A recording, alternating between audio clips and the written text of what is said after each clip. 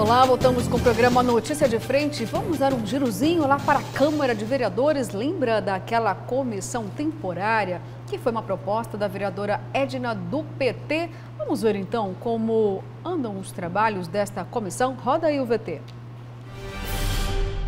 Bom dia, bancada. Bom dia também aos telespectadores que nos acompanham aqui no A Notícia de Frente. O relatório deve ser entregue amanhã, terça-feira. Segundo a vereadora Edna Sampaio, a assessoria jurídica adiantou a entrega que seria feita na próxima quinta-feira. A vereadora está aqui com a gente, tem mais detalhes sobre os processos que foram analisados para a execução deste relatório. Foram quantos processos analisados, vereadora? Bom dia. Bom dia. Nós analisamos 8 procedimentos que vão desde a ação civil pública, ataques realizados pelo Ministério Público e pelo Tribunal de Contas com o Poder Executivo, e são 8 processos para que todos eles relacionados à razão, ao objeto que é de afastamento do prefeito aqui, né, de Cuiabá.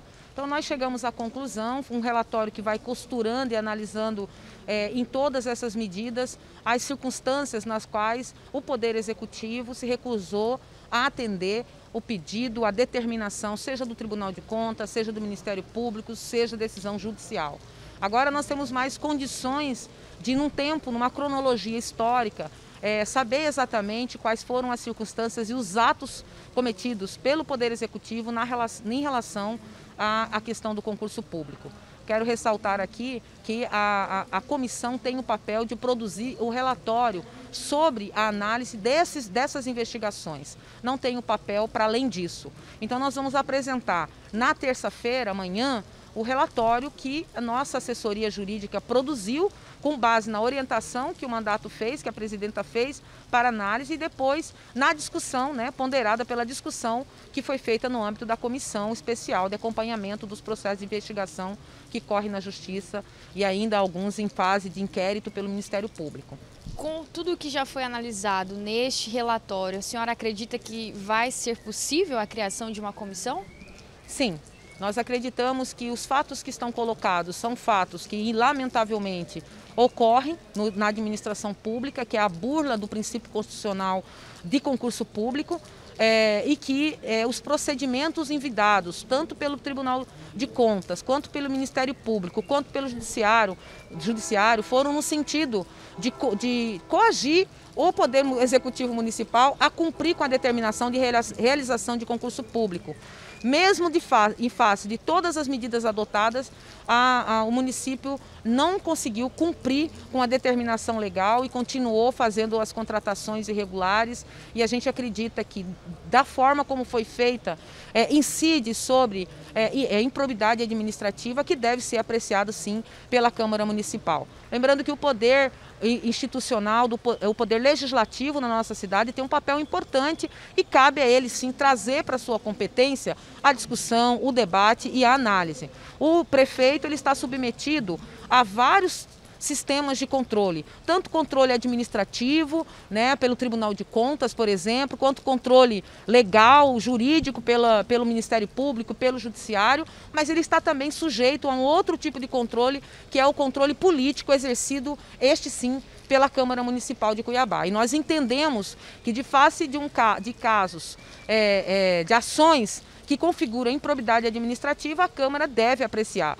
Obrigada, então, a vereadora Edna Sampaio, falando sobre o relatório que será entregue amanhã à Câmara Municipal de Cuiabá. As imagens são de Agnaldo Gomes, com apoio técnico de Olavo Gualano, Nayana Bricar para a Notícia de Frente. Obrigada, Nayana, pelas informações. Agora, Kleber Lima, a gente levantou um questionamento aqui na semana passada, por que a vereadora votou a favor da comissão processante, mesmo que ela não tenha sido emplacada lá na Câmara de Vereadores. Tem uma resposta para a gente? Eu falei com a vereadora na sexta-feira, já no final da tarde. Ela diz o seguinte, que não há incoerência da parte dela, porque, primeiro, que ela não tinha defendido o prefeito, ela fez um esforço para explicar isso. Eu não estava defendendo o prefeito. Eu não tinha encontrado, disse-me ela, fundamentos claros e próprios para poder votar naquele pedido que foi apresentado. Ele não tinha fundamento algum, ela falou, E eu também não quis, como ela tinha dito, que foi a deliberação do partido, está embarcando numa coisa sem fundamento e junto com o bolsonarista, né? E antecipou que apresentaria já um relatório da comissão de acompanhamento na terça-feira, que é muito rápido, né? Eu estou impressionado com a capacidade dela e da assessoria dela, dos membros dessa comissão, de estudar tantos processos que eles iam acompanhar em tão pouco tempo, já para apresentar um relatório amanhã, na terça-feira. E nesta matéria da Nayana, ela antecipa que o relatório dela é pela criação de uma comissão processante. É isso que eu entendi, pelo menos. Não sei se vocês entenderam. Sim, eu também.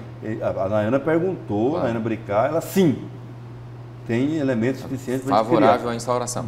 Então, assim, tudo leva a crer que ela não era a favor da comissão processante proposta por outros, que ela vai propor uma. Eu estou entendendo que é isso, né? Acho que foi uma forma dela se descolar dos autores do primeiro pedido, que são bolsonaristas. Ela não queria estar no mesmo pacote. E aí criou-se essa comissão de acompanhamento, que, como também o Kleber disse, foi muito rápido esse serviço jurídico, essa análise em 2 semanas, né? 2 semanas. Já vem um relatório final e a própria vereadora já anunciou ali para a Nayana que ela vai votar ou vai pedir novamente uma comissão processante, mas ela pedindo.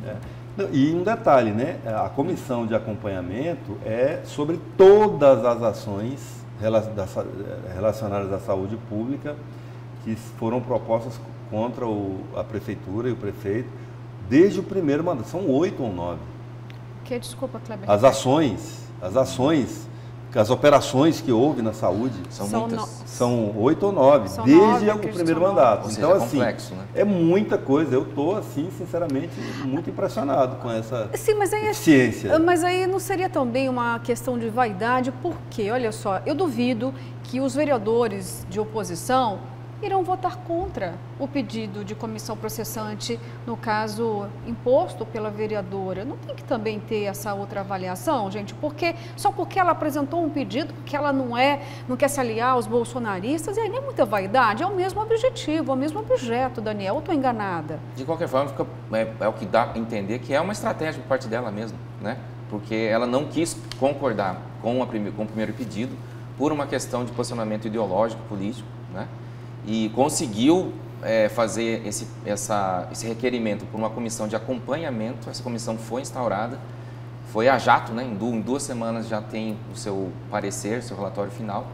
E, como você disse, se ela fizer mais um pedido de instauração de comissão processante, a oposição deve votar com ela. Lembrando que a Câmara já rejeitou 3 pedidos, né? Sim. Inclusive esse que ela votou a favor.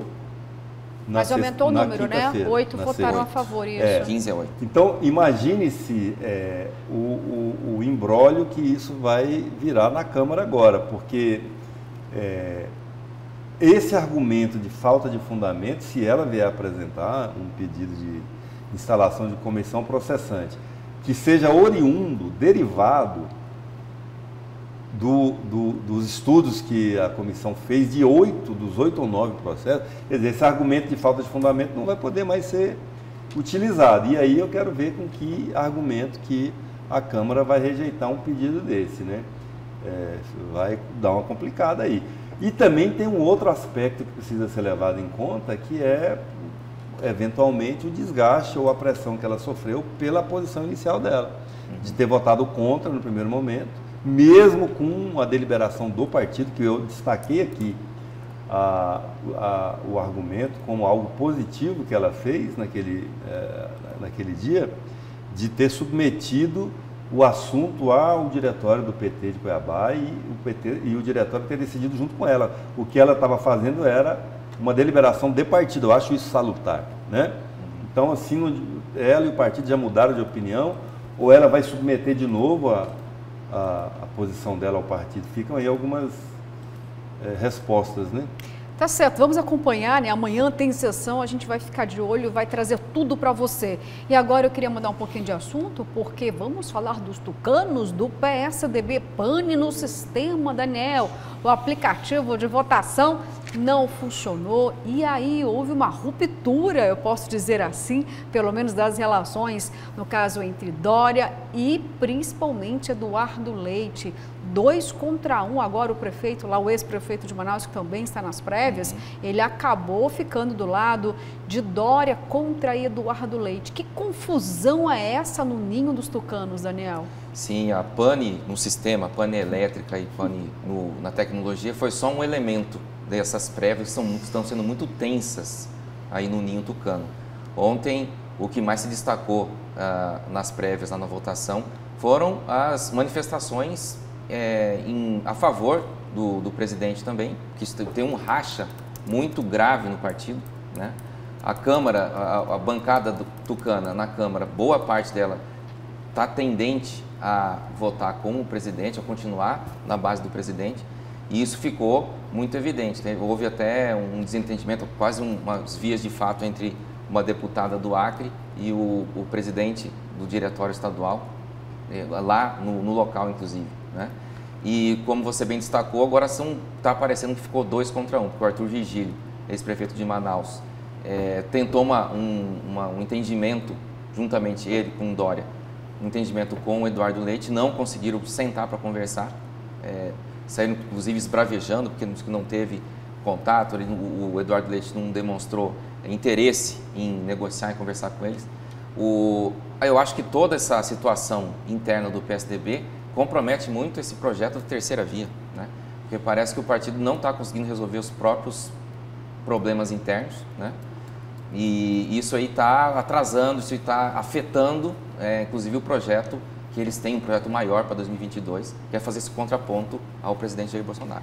Kleber Lima, você acredita que essa confusão lá no ninho dos tucanos pode beneficiar algum dos 3? Vamos tentar entender o que aconteceu nesse final de semana, porque Dória está acusando o Leite de até mesmo com interesse de fraudar o aplicativo de votação, dizendo que a empresa é contratada, é lá do Rio Grande do Sul, que Leite queria deixar o aplicativo aberto para votação durante toda essa semana, e aí o que pode expor ainda mais é o risco de contaminação digital. Até isso acabou acontecendo nas prévias do PSDB. De fato, essa confusão toda pode beneficiar um dos 3 ou não? Luciana, a gente fala no popular o seguinte, fica inventando moda, né? Dá nisso, né? Inventando moda, porque a urna eletrônica funcionou, olha aí. Sim. A urna eletrônica funcionou, que foi uma beleza, aí fica inventando moda, aplicativo, não sei o quê, nós somos high-tech, nós somos modernos, e aí deu no que deu, né? Aliás, deu no que está dando, né? Porque ainda continua a confusão lá. Eu acho que esse argumento do Dória é furado, o controle do partido não é do Leite, né? O Leite deve ser uma mera coincidência, o fato da empresa ser do Rio Grande do Sul. E a única coisa positiva dessa confusão toda é que o PSDB fica em evidência na mídia. Só. O resto é de todo negativo, eu acho. Essa divisão, essa cisânia interna é prejudicial. Você já tem figuras como Alckmin, que é uma figura importantíssima para o PSDB, sem dúvida alguma, né? Foi governador 2 vezes, no maior estado do Brasil. Está ameaçando sair do partido, enfim, não vejo como isso possa ser positivo. E vejo que se o PSDB continuar nesse emaranhado interno, ele vai perder esse protagonismo da terceira via para o Moro, por exemplo, que já chegando, né, se colocando melhor, tem mais unidade interna em torno dele, os ruídos que tem em torno do Moro lá no Podemos são irrelevantes, como o Zé Medeiros aqui de Mato Grosso. Até o Álvaro disse, falou, a porta de saída é a serventia da casa, né? A porta da rua é a serventia da casa, ou seja, fede não cheira, se você quiser ficar, fica, se não quiser, tchau, bye bye, baby, né? Então mas não tem peso, não tem relevância isso, para o contexto do Moro. A saída de um Arthur Vigílio tem um peso, ou a ruptura, né? A não aderência de um Arthur Vigílio a um dos candidatos tem peso, ele é uma liderança forte no Amazonas. A saída do Alckmin do processo, ou a não aderência dele, tem peso. Em São Paulo, que é o maior colégio eleitoral, o Dória não apoiar o Leite, ou o Leite não apoiar o Dória, é um negócio de doido, inimaginável. Então, a prévia, para trazer esse tipo de prejuízo, ela é prejudicial, ela é negativa. Né? O que deveria unir o partido está dividindo. Pela estatura do PSDB, espera-se protagonismo, né? Inclusive da terceira via. Agora, qual vai ser a cara desse partido após essas prévias? Partido em frangalhos, partido rachado? O que pode piorar nos próximos dias, porque afinal de contas não tem a definição ainda se vai ser no próximo domingo, se o app vai ficar aberto ou não. E também a lavação de roupa suja começou sim no Ninho dos Tucanos, porque até mesmo Arthur Virgílio mandou aí diretas para Aécio Neves, dizendo o seguinte: olha, no partido sim temos frutos podres, citando a Aécio. Ou seja, você citou aqui do enfraquecimento do PSDB diante dessas brigas e ela parece que vai aumentar, Kleber. Sobrou para Aécio. Tinha um personagem antigo, não sei o que, Barbacena, né? Sim. Já achou eu aqui outra vez, ele ficava escondidinho ali, lembrei agora. Mas é um partido com muitos caciques, né? Existe o Tasso Gereissati, o próprio o Alckmin, que parece que está cada vez mais rumo dele saindo dos tucanos. É difícil compreender e fazer um consenso entre todas essas correntes internas. Tá certo, gente. Olha, e não foi só o PSDB que ficou no 0 a 0 não, viu? Agora eu estou falando de futebol. Vamos ver então as notícias aqui do Cuiabá. Grandes Vou resultados chamar o destaque aqui do GD. Vamos lá, gente. Campeonato Brasileiro, em jogo polêmico, o Cuiabá tem 2 gols anulados, empate em 0 a 0 com o Bahia. Isso mesmo, Cuiabá e Bahia protagonizaram um jogo bastante polêmico na noite deste domingo em Salvador. O Dourado teve 2 gols anulados ainda na primeira etapa. Um dos tempos foi anulado por impedimento. Um dos tentos, né, foi anulado por impedimento, checado e mantido pelo VAR. No segundo gol, o árbitro Rafael Claus marcou falta de ataque do Dourado. A partida válida pela 34ª rodada do Campeonato Brasileiro terminou em 0 a 0 na capital baiana. Só terminou 0 a 0 dessa vez, hein? Não foi, por causa da arbitragem mesmo. Até os próprios comentaristas da transmissão viram que os 2 gols foram legítimos, né? E não dá para entender como o VAR, com a tecnologia, consegue manter a decisão errada de campo. Era para ter sido 2 a 0 para o mais uma pane no sistema, Daniel. Mais uma. Gente, olha, acabou, não dá tempo mais nada. Não foi para peixe esse fim de semana para futebol, né? Até amanhã, gente. Santos levou pizza.